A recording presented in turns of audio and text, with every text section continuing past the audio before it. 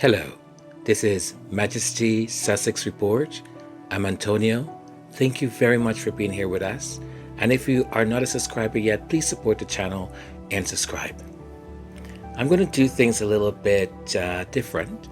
Usually I would have, when I do commentaries, at the end of the podcast, but I guess I thought I would do it at the beginning of the podcast.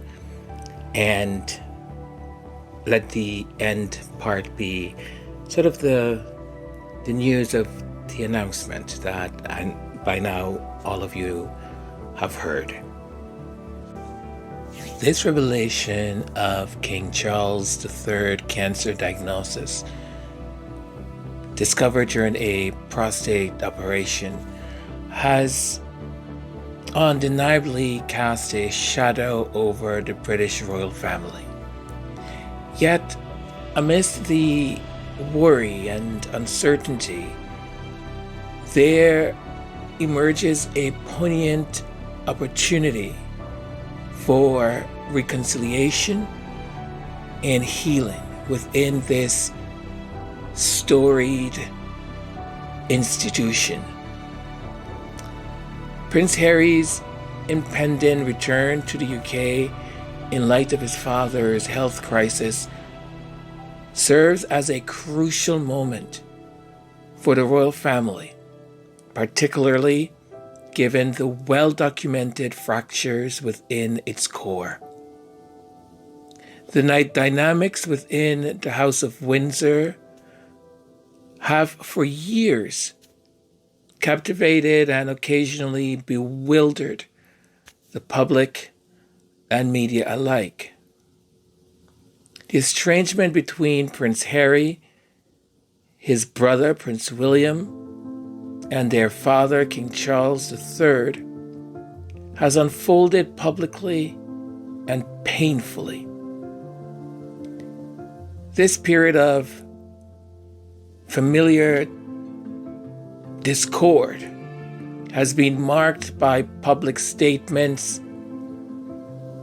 revealing interviews, and a palpable tension that seem to underscore deeper issues of misunderstanding, of envy, of media manipulation and pressure, and a struggle to reconcile, in many ways, public duty with personal happiness. Illness, particularly of a family member, has a profound way of reframing existing conflicts, bringing into sharp focus what truly matters. The gravity of King Charles III's diagnosis could serve as the catalyst for mending bridges, opening up channels of communication, and fostering a spirit of forgiveness and understanding. It is an unwelcome reminder of the fragility of life, but also a powerful impetus for change. In times of illness, the importance of family unity and support cannot be overstated. For the royal family, this is both a private challenge and a public spectacle, given their place in the national consciousness and international consciousness. The opportunity here is not just for individual recollection, but also for a collective healing that could resonate beyond the palace walls, offering a narrative of hope and unity to a nation and many others that so closely follows, the fortunes and misfortunes of the monarchy. But there has to be an honest conversation and reconciliation, and an honest confession to what has happened. For King Charles, this moment could be pivotal. It offers a chance to reach out, to express vulnerabilities, and to acknowledge past grievances in a way that leadership seldom allows.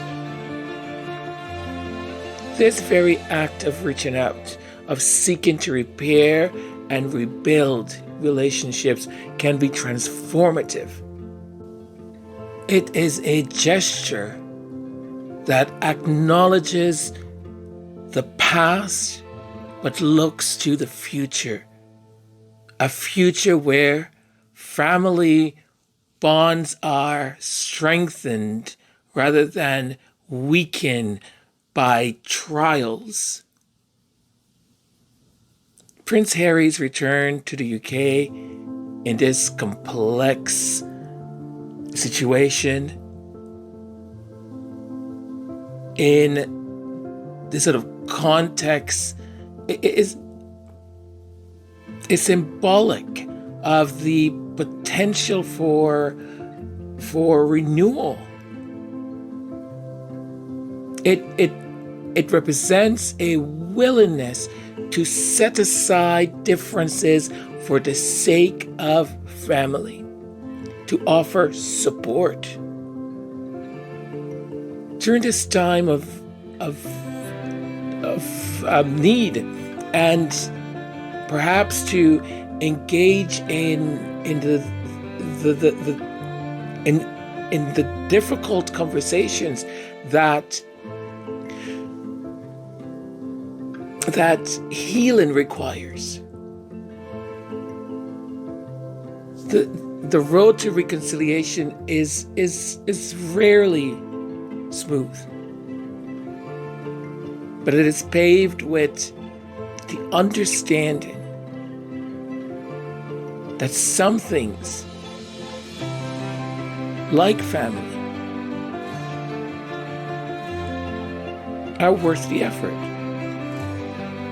The news of King Charles III illness or diagnosis is a somber reminder of life's unpredictability. However, within this adversity lies the opportunity for the royal family to come together to demonstrate the strength of family, bonds in the face of challenges. It is a chance for apologies to be made, for understandings to be reached, and for a family to show that even in the public eye, they can navigate the complexities of relationships with grace and unity. This moment could be served not only as a personal turning point for the members of the royal family, but also as a public testament to the power of reconciliation and the enduring nature of family ties. And as I say this, I say it with, look, not in a place of naivety. I'm not naive about any of this. I say it with a heart of hope.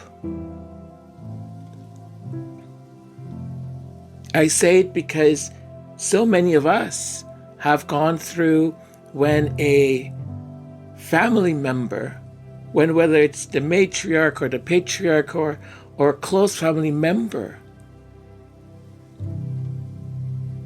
is diagnosed with any sort of illness, and the unpredictability of that illness, and things that before seemed like they were such big problems and issues, or all of a sudden become so small and silly and stupid.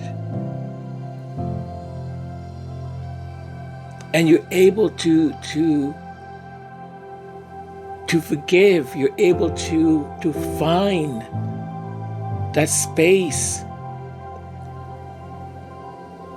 So much has happened, so much has been done. And yes, even if all of this fantasy of mine that I don't know if it's a fantasy, but the hope, the road back might be long. Because the things that have happened are just, one can't just throw it out the window all of a sudden. The things that they've done to the Duchess of Sussex, the things that have been said about their children, you can't just shrug it off or just sweep it under the proverbial carpet or rug.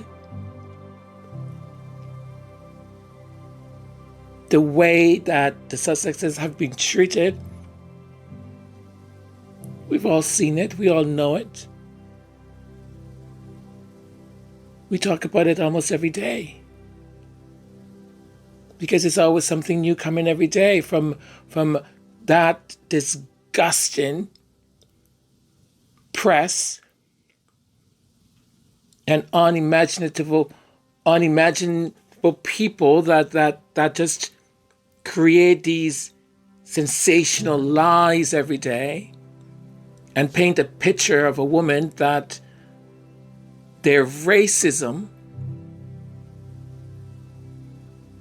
lack of any empathy, and right out hatred allows them to just spread like some airborne disease.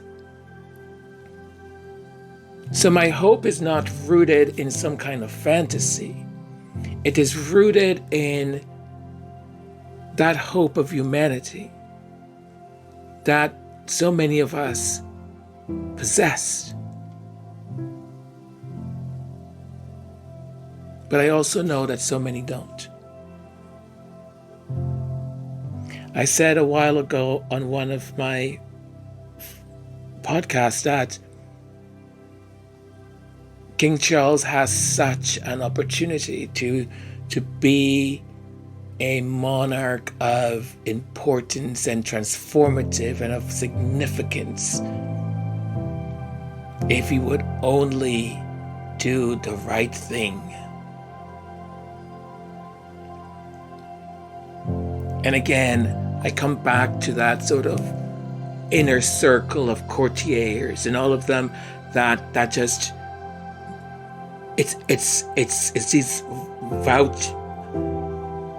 people that just suck the living blood and life out of anything good. Look what they did to Princess Diana. Look what they've done to Meghan. Look what they've done to Harry. So they can't stand good. It's like they see it and they just want to stifle it. So my wish is, as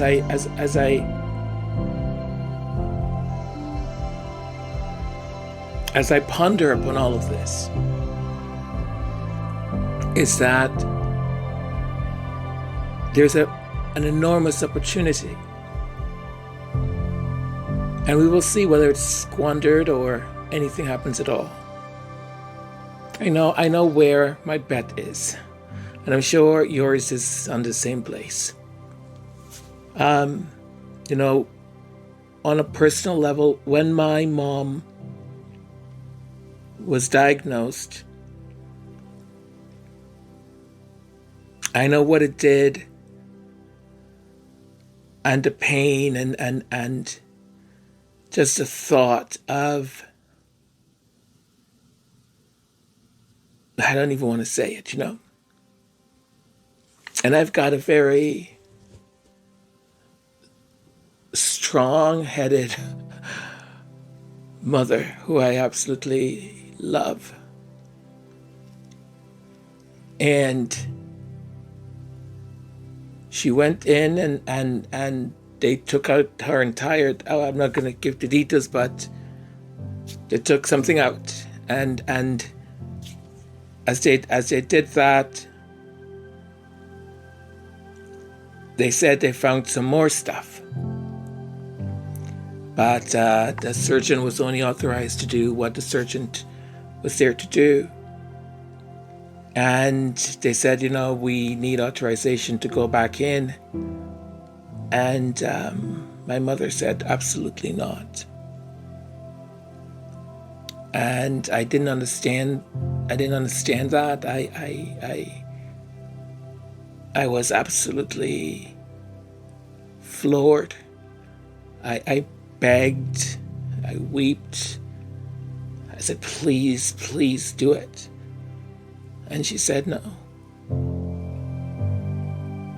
She said they just took most all of me out of me. And now they want to go back in and take more. She goes, we'll have to find another way. And I honestly thought that year was the last year I was going to have my beloved mother here with us. And it's so, time becomes so small. The world becomes so small. Things become so small. Everything becomes so small. And your focus in just wanting good news for treatment to work, your world becomes encapsulated. And at the same time, you're trying to prepare yourself, but you don't dare to even think it.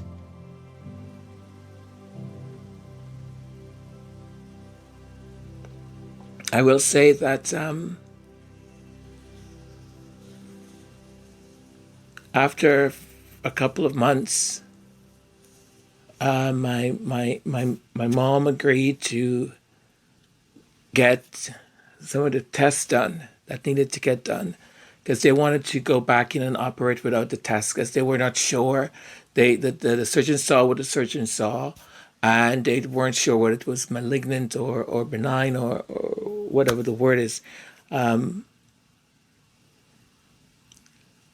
So after a few months, she said, fine, I'll allow them to do the test. And they did the test, and by the grace of God,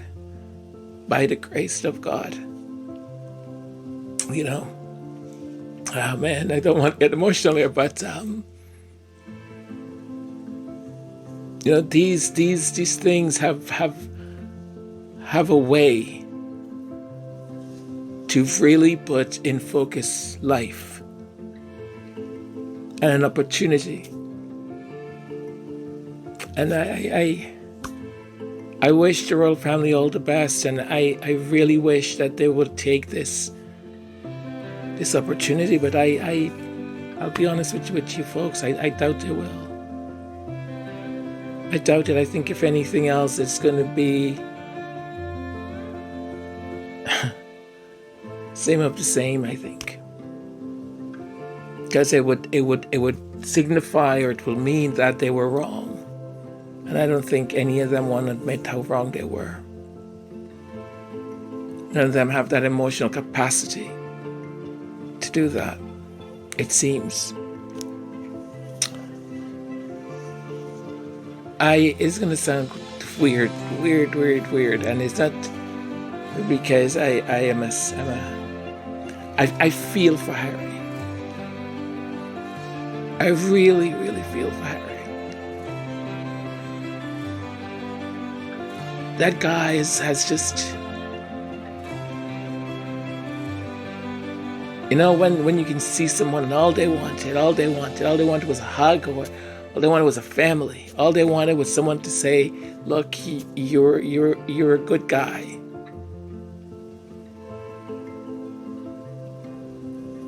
And he's just always been just despair, just treated a certain way, the third wheel that they could use whenever they needed to, and just, and God sent him this magnificent woman. They fell in love, and him and his wife just tried, and still this family did not know how to appreciate them.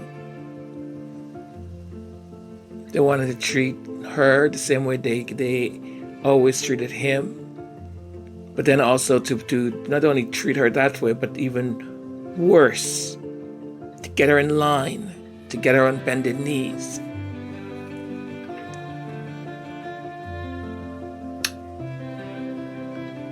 I don't know.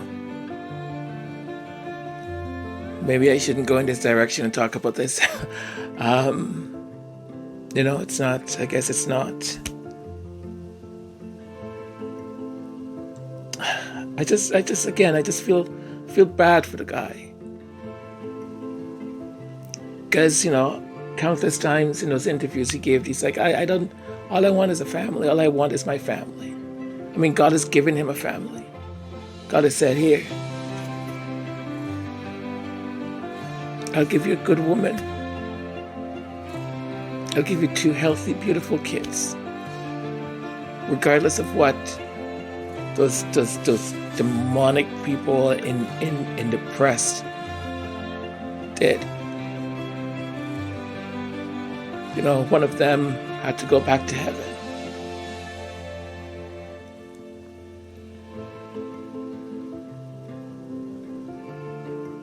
But he's the one with that emotional intelligence. He's the one that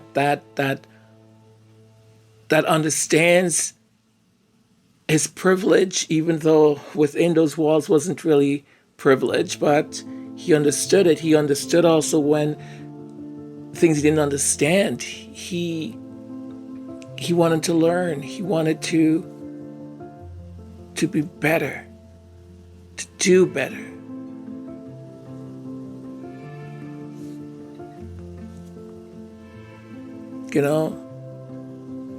He tells us, he recounts the story of the funeral of his grandfather, Prince Philip, and him trying to reconcile with his father and his brother, and they just would not see. They would not.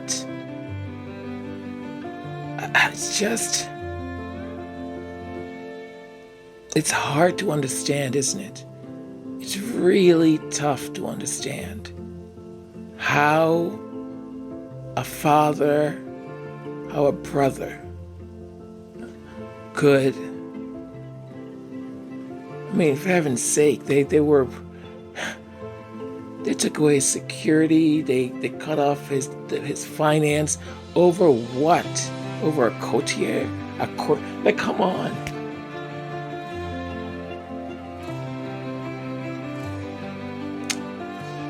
Anyways, I think I've done enough with my commentary here, and Look, at the end of this all, we wish the king that the treatment goes well, that he has a speedy recovery, and hopefully, same as I said for Catherine, the hope that I hold is that these things, these situations that have come to you, they've come to you for a reason.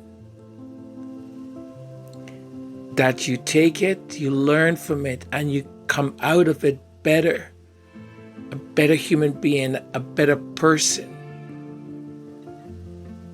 That you start to live your life a little bit better. Not a little, well, for them, a lot better, because a little bit is not going to make it, you know what I mean? The way they've been behaving. So, that's it. It's just wishing them both, Catherine and the king, speedy recovery, and I'm praying for Prince Harry, for Meghan, for the kids. You know, that man, he's a strong man.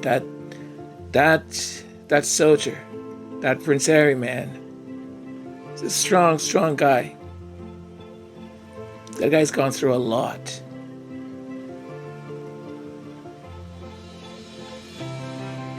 But his vulnerability, the way he is, allows him to still be so strong. And there is a God. And no one's going to tell me his mama is not protecting him. No one's going to tell me that his mama is not. You know. All right, enough. Thank you, folks.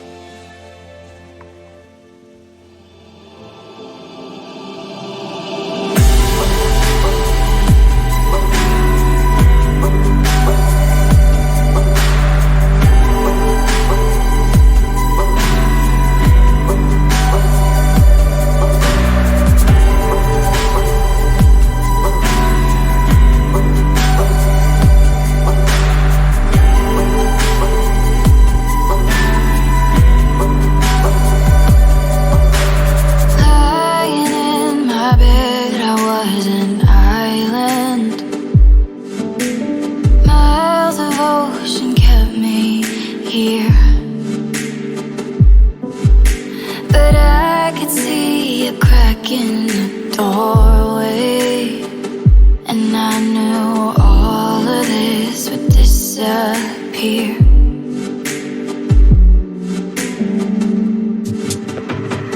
And it's